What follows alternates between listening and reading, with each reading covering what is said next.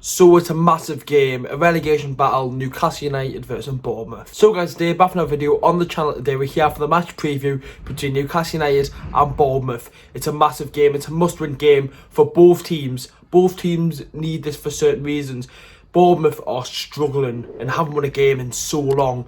With Newcastle, we need to bounce back from that embarrassing performance versus Manchester City. Before I start the video, lads, make sure to leave a like, subscribe to the channel if you haven't already, follow the social links in the description down below. There should see the pop-ups on the screen now. Anyway, lads, we'll get into the preview now. We'll start off by looking at Bournemouth. So, Bournemouth are in the relegation zone at the minute in the Premier League. It's been a weird season for them, and just look at what's happened this season. They've just crumbled. They've crumbled under the pressure.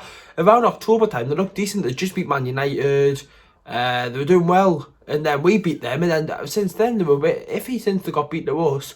Well, it was a great vlog when we beat them 2-1. Great day out. Kieran Clark and Yedlin scoring in that game, I remember. So Bournemouth as well have had massive issues with the likes of Ryan Fraser. He's not signing a contract, so he will be leaving Bournemouth tomorrow. He'll not be playing for Bournemouth ever again. His contract will be a free agent. Any team can pick him up. Wouldn't mind Ryan Fraser. He could please score goals other than Dwight Gale, but Bournemouth, we'll look at their last 6 games now. They got beat 2-1 to Sheffield United, 3-0 against Burnley, a good 2-2 draw against Chelsea, a defeat to Liverpool 2-1, Crystal Palace 2-0, and then Wolverhampton Wanderers 1-0. So they haven't won in ages. Last game they won was Brighton at home. No, it wasn't, sorry. The last game they won was Villa at home, where they won 2-1, the 1st of February. And obviously, the massive break and whatnot, but they haven't won in their last 6, which that's scary. That's scary. They've hardly scored. They don't look a threat anymore. Is that because of the loss of Ryan Fraser? David Brooks has came in and he looked actually really good, David Brooks. Harry Wilson's a threat. He scored versus Newcastle when we beat them 2-1, but it's a massive game for Bournemouth. Bournemouth need the point. They're going to be fighting, and this happened to Crystal Palace when we played them. Crystal Palace didn't win in the last, I think it was 9 games. We went to Selhurst Park and got beat 1-0, so it'll not surprise us if Newcastle United get beat, because it's the most Newcastle thing ever. It literally is. But we could easily get beat. Happily, not because of Bournemouth, whatever. It'll be the way we go into the game. Oh, it's Bournemouth the 18th. Oh, we're fine.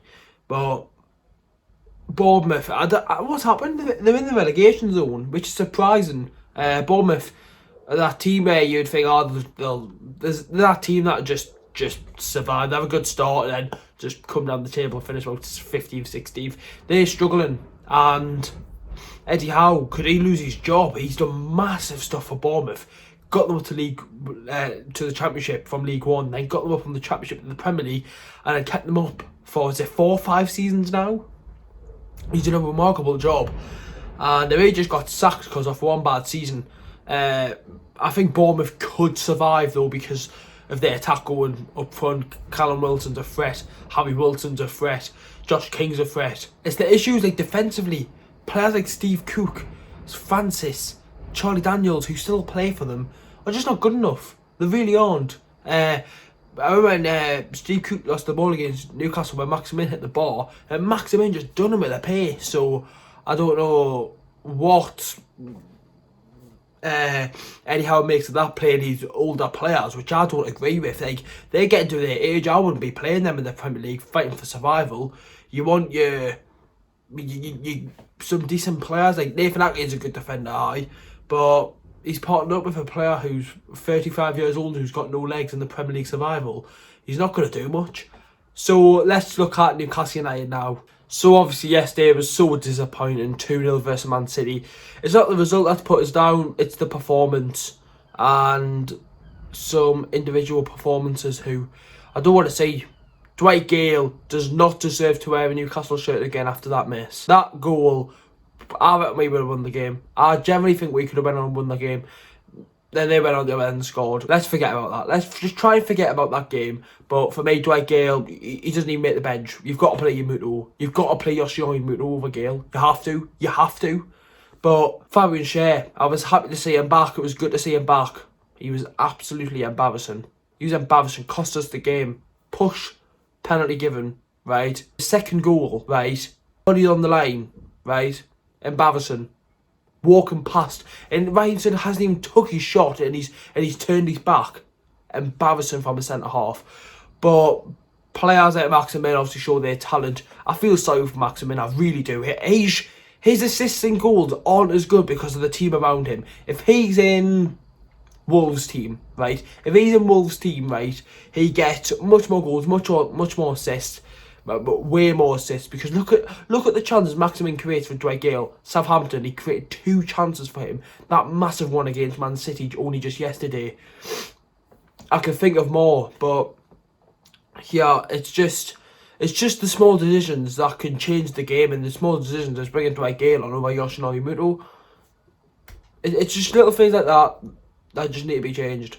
And I don't know, we're season Gale now, because if Gale still getting game time after that, I'm sorry, but it's embarrassing management. You cannot play Dwight Gale after that performance. Embarrassing. But massive game. It's our first away game since this new start, no fans and everything. Can that help us? Because obviously our away fans are magnificent, and Newcastle sometimes can really build off the atmosphere. It'll be hard. And yeah, obviously I think Newcastle would be doing better with the fans, but it's no excuse. It's no excuse. It's a massive game for Newcastle United. It's a massive game for Bournemouth. My predictions are 1-1 draw. 1-1.